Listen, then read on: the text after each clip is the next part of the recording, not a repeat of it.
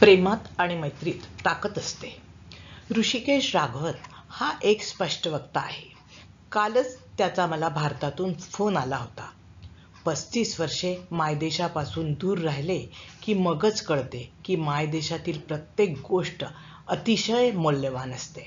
भारतातून जेव्हा फोन येतो तेव्हा माझे मन हर्षभरित होते. आम्ही फोनवर खूप गप्पा मारल्या आणि आम्हाला खूप छान वाटले. ऋषिकेशला गाडीने प्रवास करायची भारी हौस आहे. आपण आयुष्यात जितक्या वेळा आपले केस कापले असतील ना, त्यापेक्षाही कितीतरी जास्त वेळा या पठ्ठ्याने मोटारने प्रवास केला आहे. त्याने गोल्डन ट्रायंगलचा प्रवास अवघ्या 6 दिवसात केला आहे. त्याने आतापर्यंत शेकडो हजार मैलांचा प्रवास गाडीने केला असेल. तुम्हाला वाटेल की तो फक्त एवढेच करत असावा, पण तसे अजिबात नाही आहे. तो एका मोठ्या IT कंपनीमध्ये मोठ्या हुद्द्यावर नोकरी करतो. इतक्या वर्षाच्या मैत्रीमुळे कोणीही त्याला ऋषी असे संबोधेल. तर गमतीची गोष्ट अशी की मी माझ्या मनात ऋषीची प्रतिमा अजूनही 17 वर्षाच्या मुलाचीच आहे. आम्ही एकत्र शाळेत जायचो, पण नंतर आमचा 19 वर्षे काहीच संपर्क नव्हता. अलीकडच्या काळात इंटरनेटमुळे आम्हा सर्व शाळकरी मित्रमैत्रिणींना पुन्हा एकदा भेटणे शक्य झाले. सर्वांनी सर्वांचे फोन नंबर्स घेतले. त्यावेळी मी बंगलोरला राहायचे आणि तो चेन्नईला. अधूनमधून फोनवर बोलणं व्हायचे. त्याचा आवाज तरी पूर्वीसारखाच वाटायचा. त्याची बंगलोरलाच राहणारी बहीण एक दिवस आमच्या घरी आली आणि आमच्या खूप गप्पा झाल्या. त्यानंतर मी पुण्याला आले आणि नेमका ऋषी बंगलोरला गेला. पण आम्ही शाळेच्या माजी विद्यार्थ्यांच्या संघाच्या मदतीने एकमेकांशी संपर्क ठेवला. एका रविवारी सकाळीच मला ऋषीने फोन करून तो पुण्यात असल्याचे सांगितले. आपण दिवसभरात कधी भेटू शकू का याचा आम्ही विचार करू लागलो. पण इतक्या आयत्या वेळी सगळ्या दिवसाचा प्लॅन बदलणे खरंच अवघड झाले होते.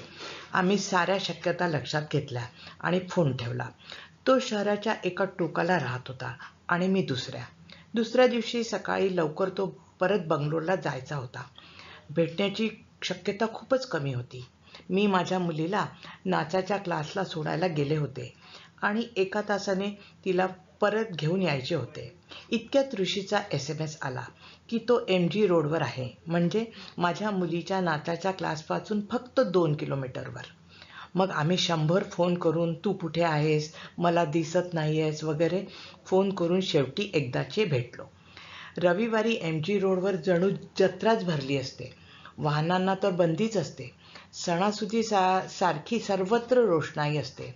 आम्ही एकमेकांचे फोटोही इतक्या वर्षात पाहिले नव्हते, त्यामुळे मी त्याला कसे ओळखेन हा पेच मला पडला होता. पण त्यानेच मला ओळखले.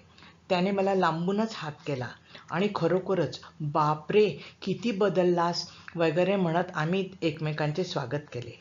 तो पूर्वीसारखाच पण थोडा स्टायलिश झाला होता.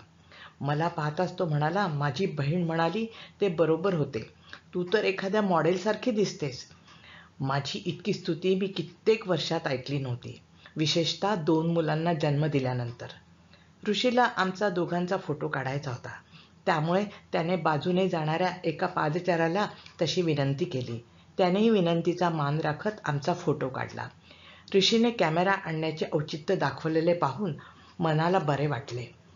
त्या वर्षीच्या ऑक्टोबरच्या महिन्यात माझ्या एका पुस्तकाचे बंगलोरला क्रॉसवर्डमध्ये प्रकाशन होते. त्यासाठी ऋषी आला होता. तो खास सोहळा पाहत लांब उभा होता. मला पुस्तकावर सह्या करताना, पत्रकारांना उत्तर देताना, भाषण करताना पाहत होता. मीही निहाळले की आता माझे फोटो काढतोय. मला खूप वाईट वाटलं, कारण मी त्याच्याशी धड बोलूही शकत नव्हते. मग गर्दी कमी झाल्यावर मी त्याला फोन लावला. तोही आत्मीयतेने अजून थांबला होता. आम्ही त्याला जेवायला घरी बोलावलं. माझ्या कुटुंबाशी त्याची ओळख करून दिली. तोही आमच्या साऱ्यात झटकन मिसळला. त्याच्या SUVमधून रात्री आम्ही साऱ्यांनी फेरफटका मारला. मनातल्या मनात तो माझा मित्र असल्याबद्दल मला खूप अभिमान वाटला. काही माणसं आयुष्यात अचानक गायब झाल्यासारखी वाटतात आणि काही काळाने पुन्हा आयुष्यात येऊन इतकी बेमालूमपणे एकजीव होतात की जणू काही ती दूर गेलीच नव्हती. किती गमतीशीर आहे नाही रे. त्यामुळे माझा विश्वास अधिकच मजबूत होतो. की प्रेमात आणि मैत्रीत ताकद असते.